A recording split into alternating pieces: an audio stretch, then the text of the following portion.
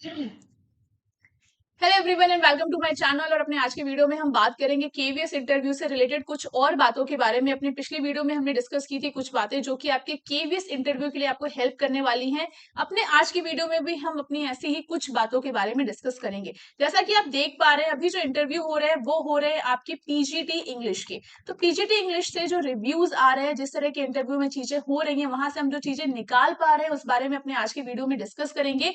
Hopefully ये चीजें आपको हेल्प भी करेंगी और कहीं ना कहीं जो आपका माइंड मेकअप है या फिर बहुत सारी क्वेरीज मेरे पास आई हैं जो भी केवीएस इंटरव्यू को लेकर, उन सारी ही चीजों के बारे में अपने आज की वीडियो में हम डिस्कस करने की कोशिश करेंगे।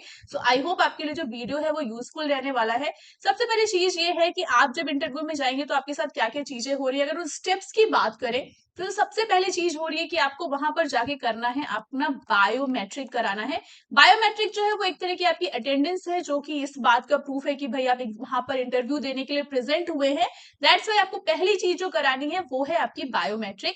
सेकेंड चीज जो है वो है आपकी डॉक्यूमेंट वेरिफिकेशन, जो कि बहुत ही इंपॉर्टेंट पड़ाव है। और अभी तक हमने जितने भी इंटरव्यूज देखे हैं, फिर जितने भी लोगों के रिव्यूज देखे हैं, वहां से हमें ऐसा कुछ नहीं मिला कि किसी की भी डॉक्यूमेंट वेरिफिकेशन में उसे रिजेक्ट किया गया हो या फिर उसे वापस भेजा गया हो। तो यहाँ तो ये बात पक्की है कि अगर आपने डॉक्यूमेंट्स आप सारी चीजें लेकर जा रहे हैं या फिर वहां पर जो भी स्टाफ है या फिर जो भी लोग हैं वो सपोर्टिव है उस चीज को लेकर और आपको रिटर्न कर नहीं रहे हैं। डॉक्यूमेंट वेरिफिकेशन में आपको जो चीजें लेकर जानी है वो आपके कॉल लेटर में मेंशन है, आपको वो सारी चीजें लेकर जानी है, जो कि बहुत ज्यादा चीजें नहीं है। आप उसे आराम से एक बार चेक कर सकते हैं, जिसमें भी आपकी जो चीजें हैं वो आपको लेकर जानी है। जो भी आपकी सर्टिफिकेट है, जो भी आपकी एजुकेशनल क्वालिफिकेशन है, जो भी आपकी एक्सपीरियंसेस है। अगर आप कहीं पे जॉब कर रहे हैं तो आपको एनओसी लेकर जानी है। इस बारे में भी कई लोग के सवाल आए थे कि एनओसी किसे लेकर जानी है। अब यहाँ पर बहुत सारी बातें आती हैं, बहुत सारे सवाल आते हैं जिनको हम एक एक करके डिस्कस करेंगे, और हो सकता है कि ये सवाल और भी बाकी बहुत सारे लोगों के हों जिनको इससे हेल्प मिलेगी। तो दूसरी जो आपको दूसरा पड़ाव है वो है आपको डॉक्यूमेंट वेरिफिकेशन, जो कि बहुत ही बारीकी से किया जाता है। डॉक्यूमेंट वेरिफिकेशन में आपके एक एक डॉक्यूमेंट्स को देखा जाता है, उनके ईयर्स को देखा जाता है, उनमें जो मार्क्स मेंशन है वो देखे जाते हैं, मार्क्स को कैलकुलेट किया जाता है, उनके परसेंटेज देखे जाते हैं। आपने जो भी चीजें वहां पे फिल की हैं वो एज इट इज है या नहीं है, उस चीजों को वहां पर टैली किया जाता है। तो ये तो हो गई आपकी डॉक्यूमेंट वेरिफिकेशन की बात। इसके बाद आपकी फाइल बन जाती है और उस फाइल में आपके उन डॉक्यूमेंट्स की कॉपी होती है, और आप साथ में जो बायोडाटा फिल करके लेके जा रहे हैं वो सारी ही चीजें उस फाइल के साथ होती हैं। आपकी फाइल बनने के बाद जो तीसरा फेज है वो आपको किसी भी वेटिंग एरिया में बोल दिया जाता है, उस वेटिंग एरिया में जहां से आपको पैनल के लिए या फिर पैनल इंटरव्यू के लिए कॉल किया जाएगा। उस वेटिंग एरिया में जहां भी आप बैठे होते हैं उसे नियरेस्ट कोई भी रूम होता है जहां पर आपके इंटरव्यू चल रहे होते हैं, और वहां पर आपकी फाइल जो है वो पहुंचा दी जाती है, जो फाइल अभी आपकी बनी है। ये प्रोसेस होता है इंटरव्यू का। उसके बाद वहां पर जैसे भी उनके इंटरव्यूज के जो भी सीरियल्स हैं, जिस भी हिसाब से फाइल गई होती है, वहां से आपको कॉल किया जाता है and finally you enter in the interview room. Interview room में जैसे कि रिव्यूज आ रहे हैं कि वहां पर कई लोग या मोस्टली लोग के जो इंटरव्यू है वो 10 से 12 मिनट के हुए हैं, यानी बहुत ज्यादा टाइम नहीं दिया जा रहा है। अगर आप देखें तो काफी सारे कंटेस्टेंट जो है, फिर काफी सारे लोगों को उन्होंने शॉर्टलिस्ट किया है, काफी सारे लोगों को उन्होंने सेम डे कॉल किया है। और पैनल में कितने लोग हैं इस बारे में जो ज्यादातर सुनने में आ रहा है वो 6 लोग हैं पैनल में, जिसमें कहीं कहीं फीमेल्स हैं या फिर कहीं कहीं मेल्स हैं। वो चीज अलग अलग हो सकती है। फिजिकल एजुकेशन में हो सकता है कि फीमेल ना हो, मेल हो, जो कि मेरा एक्सपीरियंस है वहां पर मोस्टली मेल ही मिलते हैं फिजिकल एजुकेशन में, बट ये कोई रिजिडिटी नहीं है या फिर ऐसा कोई फिक्स नहीं है। तो आपको 5 से 6 लोग जो है वो पैनल में मिलते हैं इंटरव्यू के लिए। इसके बाद बात आती है आपके इंटरव्यू की।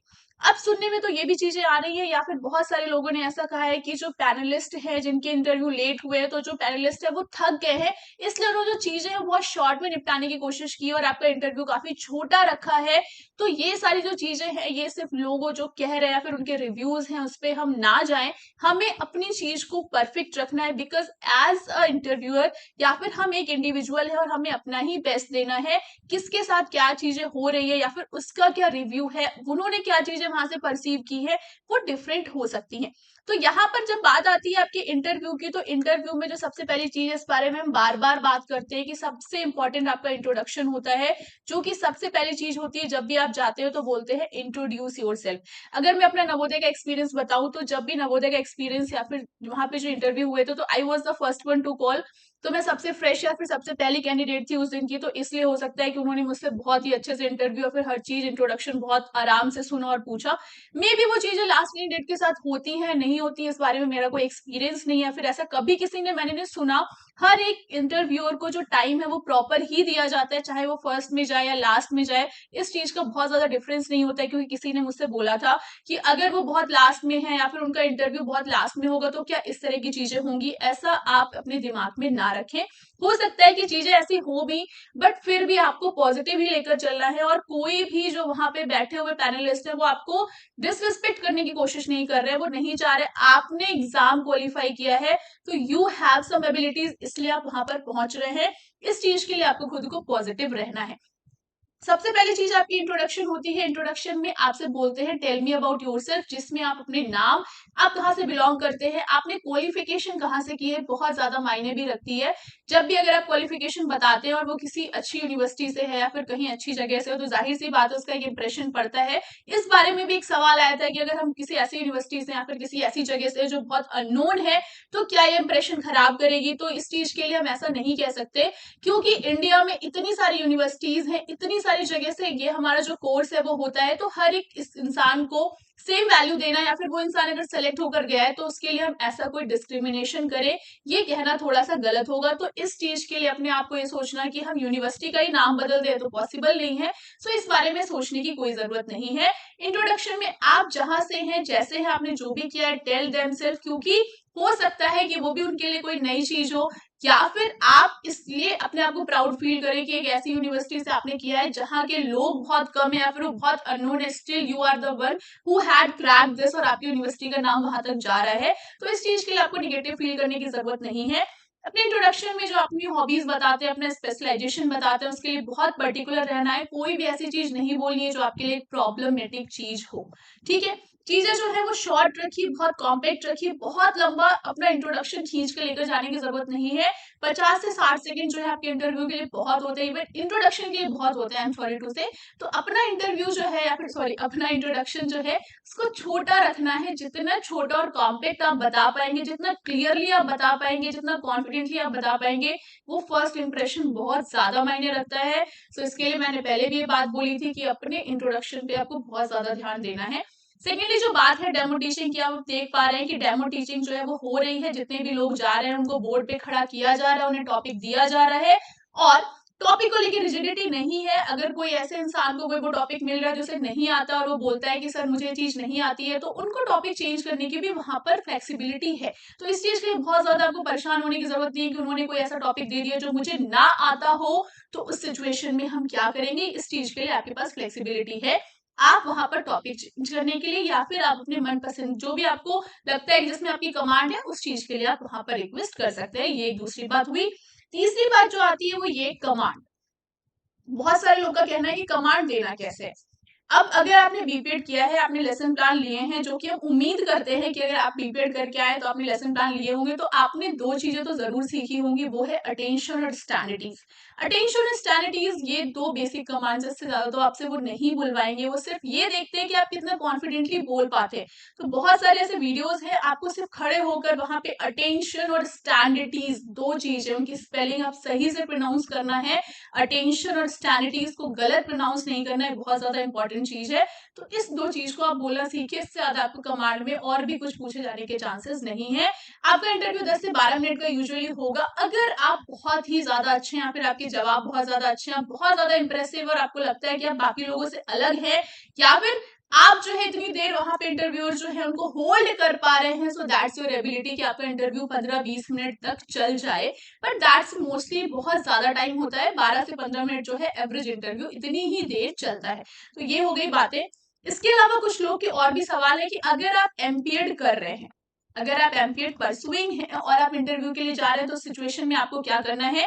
आपको वहां पे चीज बतानी है या नहीं बताने, या फिर बताने का कोई ऐसा नहीं है। आप बिल्कुल बता सकते हैं कि आप अभी एमपीएड कर रहे हैं, जिस भी यूनिवर्सिटी से कर रहे हैं, जहां से भी कर रहे हैं, क्योंकि इसमें कोई भी गलत चीज नहीं है।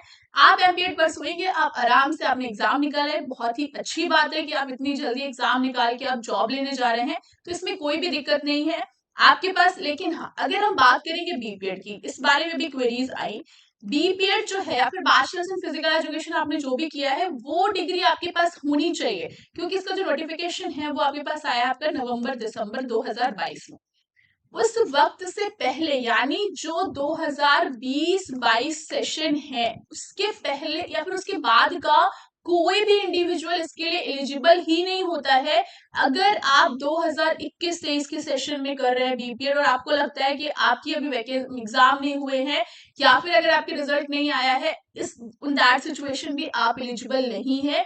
कई ऐसे भी लोग हैं जिनका सेशन 2020-22 है लेकिन उनके अभी 4th सेमेस्टर के एग्जाम या तो हुए नहीं है या फिर रिजल्ट नहीं आया है। उस सिचुएशन में आपके लिए चीजें मुश्किल हो सकती हैं, क्योंकि कोई भी जॉब ये साफ साफ कहती है कि अगर आपने वो एग्जाम के लिए जा रहे हैं, आप उसके लिए अप्लाई कर रहे हैं, then you must have passed that exam. और अगर आपने वो एग्जाम पास नहीं किया है तो आप उसके लिए एलिजिबल ही नहीं होते हैं। तो उस सिचुएशन में ये आपके लिए प्रॉब्लम है। और अगर आप इस सिचुएशन में हैं, so you have to figure it out. अब जाइए, बट क्या होगा इसके लिए हम कुछ कह नहीं सकते। मेरे हिसाब से ये चीज जो है वो एलिजिबिलिटी क्राइटेरिया फुलफिल नहीं करती है।